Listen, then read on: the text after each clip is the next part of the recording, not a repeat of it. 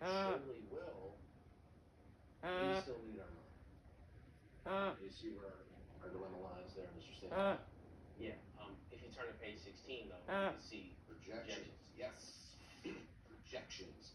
And I see here a copy of your record contract, and it says that you are guaranteeing an advance on all contracted albums. And I see that there's 15 of those. Do you happen to know the amount of the advances? Yes, I do. $500,000 each. I'm sorry. I don't mean to make you feel small, Mr. Staples. $500,000. That's a lot of money. Just not here. This isn't your ordinary. We're dealing with more high net individuals. They own private islands. They own luxury doomsday bunkers. They have a digital consciousness created for after they die. Do you have a digital consciousness created for after you die? Like Ghost in the Shell.